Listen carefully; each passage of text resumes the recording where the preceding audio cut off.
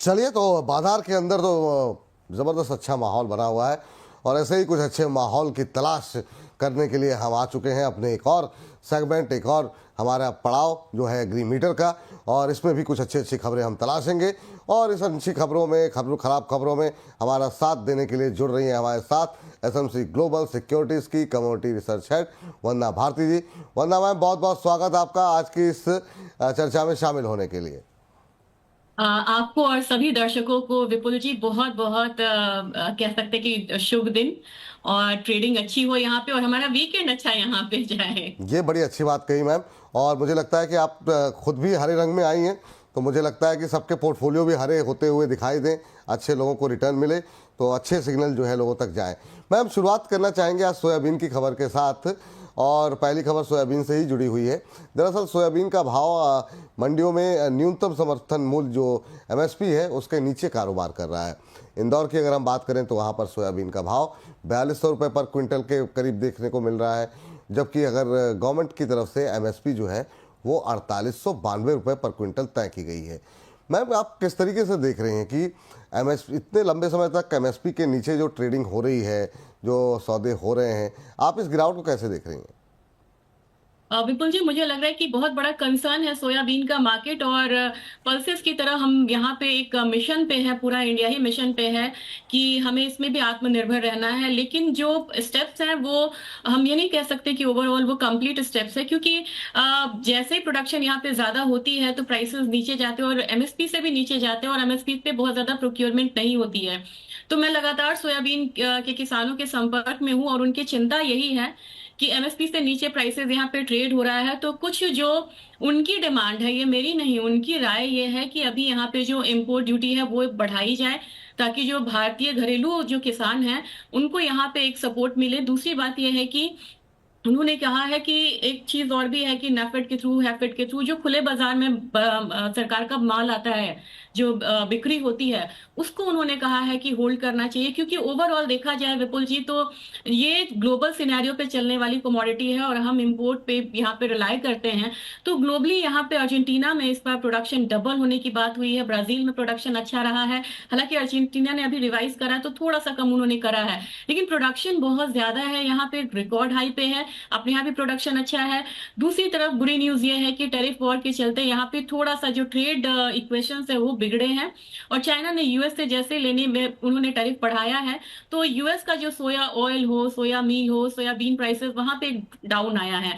हमारी मार्केट उसको फॉलो करती है, तो हमारी मार्केट में भी वो दबाव देखने को मिला है और सीपीयू में जो बढ़त आई थी उसका फायदा सोयाबीन को मिलता हुआ नजर नहीं आ रहा है। तो मेरे ख्याल से कंसर्न तो विपुल जी बहुत है, ये बड़ा कंसर्न है और इसको बड़े लेवल पे उठाना होगा। विपुल जी, आप लोग के जरिए ये सरकार तक बात जानी चाहिए कि यहाँ पे उनको सपोर्ट करने के लिए हम्म। इम्पोर्ट ड्यूटी को बढ़ाया जाए और यहाँ पे जो सरकार की तरफ से जो स्टॉक्स रिलीज होती है उसको फर्दर टाइमिंग यहाँ पे रोका जाए, क्योंकि अभी भी किसान जो है वो बोल रहे हैं कि हम 40 रुपए प्रति किलो हम यहाँ पे घाटे में चल रहे हैं। बात आपकी सही है मैम। अब देखते हैं कि सरकार इस पर एक्शन लेती है कि नहीं। लेकिन क्या ये मान के चलें कि सोयाबीन की कीमतों में आने वाले दिनों में जो है अब तेज़ी देखने को मिलेगी? क्योंकि इस बात को लेकर नाराज़गी तो है कि एमएसपी के नीचे जो है लोगों को बेचना पड़ रहा है भाव, तो आज नहीं तो कल ये तेज़ी तो निश्चित रूप से आनी चाहिए सोयाबीन के भाव पे। आपका एनालिसिस क्या कहता है? जी विपुल जी, दो तीन चीजें मुझे मतलब कहते हैं ना कि क्राइसिस सिचुएशन में भी जो ग्रीन शूट्स होते हैं वो देखना चाहिए। दो तीन चीजें मुझे यहाँ पे लग रही हैं। एक तो अपना है कि प्राइसेस बहुत ज्यादा नीचे के साइड आया है, तो मुझे लग रहा है कि इंटरनेशनल मार्केट में भी सपोर्ट लेता हुआ नजर आ रहा है। टेक्निकली चार्ट पे मैं कह सकती हूँ कि एक सपोर्ट मुझे दिख रहा है, वो एक अच्छी बात है। क्योंकि आप देखिए जितनी भी कमोडिटीज है, कोई 40% टूटी हुई है, सोयाबीन में आप देखेंगे 35% का गिरावट है, इसके जो डेरिवेटिव्स है उसमें ज्यादा फॉल यहाँ पे है। लेकिन अब लग रहा है कि प्राइसेस जो है अब एक सपोर्ट लेता हुआ दिख रहा है और यहां से एक अपसाइड जो है वो देखने को मिल सकता है। तो मेरे ख्याल से विपुल जी गिरने के लिए बहुत कुछ नहीं है, अब जो है वो बढ़ने का यहाँ पे है। तो वो एक अच्छी खबर है और आने वाले समय में हो सकता है कि यहाँ से हम रिवर्सल देखें। और रिवर्सल की बात की जाए तो रिवर्सल में मुझे लग रहा है कि दो तीन फैक्टर्स यहाँ पे और है। रुपया यहाँ पे भले ही अभी फिलहाल अप्रिशिएट हुआ है, लेकिन रुपया यहाँ पे डिप्रिशिएट हुआ है, इसका एक फायदा मिल सकता है बाजार में। दूसरी चीज ये है कि अगर हम देखें तो मॉनसून जैसे ही यहाँ पे नजदीक आएगा तो मॉनसून में यहाँ पे स्पाइसेस है और ऑयल सीड्स है, ऑयल है, इसका डिमांड जो है वो बढ़ता है। इंटरनेशनल मार्केट की बात की जाए तो मुझे लग रहा है कि जो सपोर्ट है वो करीब करीब यहाँ पे 985 के करीब है, उससे ज्यादा जाता हुआ मुझे दिख नहीं रहा है। और अपसाइड आता है तो 2 से 3 महीने तक का, जुलाई तक का अगर मैं यहाँ पे बोलूँ विपुल जी, तो मुझे लग रहा है कि जो नेक्स्ट लेवल है वो 1160 का आता हुआ हम देख सकते हैं। तो हमारे बाजार में ये कोशिश करेगा एमएसपी के करीब जाने का, और वहां पे एक बढ़त जो है वो देखने को मिल सकती है। और बाहर के बाजार में मैंने जैसे रेफर किया यहाँ पे कि यूएस में क्या हो रहा है, तो यूएस में जो फार्मर्स हैं वो यहाँ पे कंटांगो में ट्रेड हो रहे हैं। तो ये अपने आप में एक इंडिकेशन है कि जुलाई महीने तक वो कंटांगो में ट्रेड हो रहा है, यानी कि जो फार मंथ है वो ज्यादा भाव पे यहाँ पे ट्रेड हो रहा है। तो मेरे ख्याल से ये इंडिकेशंस हैं कुछ यहाँ पे, जिसकी वजह से प्राइसेस में हायर साइड देखने को मिल सकता है।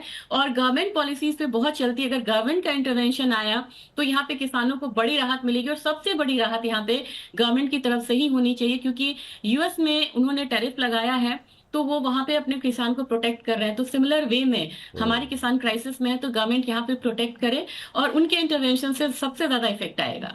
सबसे ज़्यादा इफेक्ट आएगा। तो ठीक है, अभी जो है ज़रूर सोयाबीन की कीमतों में दबाव है, और लेकिन अब जो है वो सोयाबीन में जो है तेज़ी की संभावनाएं बढ़ रही हैं। हम कोशिश करेंगे इस कार्यक्रम के बाद हम भी इसी के आसपास लगाएं कि अब आएगी सोयाबीन में तेज़ी। तो अब जो है गवर्नमेंट की तरफ से इंटरवेंशन हो सकता है, और भी बहुत सारे स्टेप लिए जा सकते हैं जिसका जिक्र अभी वंदना जी कर रही थी। अब सर मैम थोड़ा सा आगे बढ़ते हैं। हमने देखा पिछले साल सरकार ने किसानों और कारोबारियों को नुकसान से बचाने के लिए तमाम तरह के जो एडिबल ऑयल्स हैं उस पर 20% तक इंपोर्ट ड्यूटी बढ़ा दी थी। हालांकि उसके बावजूद हमने देखा कि सोयाबीन की कीमतों में दबाव देखने को मिला। वहीं अब किसानों ने भी सरकार से सोया मील के एक्सपोर्ट में सब्सिडी देने की मांग की है, जिससे कि घरेलू बाजार में सोयाबीन की कीमतों को कुछ सपोर्ट मिल सके। आपकी क्या एक्सपेक्टेशन है मैम इसको लेकर के? क्या ये कदम उठाए जा सकते हैं, और ये भी एक कारण बन सकता है क्या सोयाबीन की कीमतों में तेजी का? विपुल जी बिल्कुल बन सकता है। हालांकि जो वैल्यू प्रोडक्ट है वो सोया ऑयल होता है, लेकिन अगर आप देखें मील का, अगर आप इतिहास देखें हिस्टोरिकली, चाहे वो ग्वार मील का एक्सपोर्ट था हायर साइड 2023 में, जिसकी वजह से ग्वार के प्राइसेस यहाँ पे सपोर्ट पे आए थे। तो इस तरीके से मील के प्राइसेस अगर, क्योंकि मील में बहुत ज्यादा सरकार को दिक्कत नहीं है, ये इन्फ्लेशन का भी बहुत बड़ा कंसर्न नहीं होता है मील में, जी। तो वहां पे एक्सपोर्ट सब्सिडी मिलेगी तो गवर्नमेंट का एक कंसर्न होता है कि कंज्यूमर मतलब इन्फ्लेशन यहाँ पे नहीं बढ़े, तो सीपीआई पे फर्क नहीं आएगा। और मील यहाँ पे बाहर जाती है तो मेरे ख्याल से उससे हमें कोई फर्क नहीं पड़ने वाला इमीडिएट, क्योंकि एसेंशियल कमोडिटीज में वो नहीं है। तो यहाँ पे निश्चित तौर पे ये बहुत वाइज स्टेप रहेगा अगर ये सरकार लेती है, तो मेरे ख्याल से ये बहुत सेंसिटिव मामला नहीं होगा जहां उनको बहुत बड़ा टाइम लगे लेने में ये स्टेप। और इस स्टेप की वजह से मुझे लग रहा है कि प्राइसेस जो है उसको सपोर्ट मिलता हुआ नजर आएगा, और ये इमीडिएट लेना चाहिए क्योंकि प्राइसेस बिल्कुल लोअर साइड है। और जितनी भी गवर्नमेंट है, जैसे चाइना ने फटाफट यहाँ पे ब्राजील से लेना शुरू करा है, जैसे यूएस से ट्रेड टसल हुआ तो उन्होंने इन एडवांस मतलब शुरू किया कि हम इसे काउंटर कैसे करेंगे।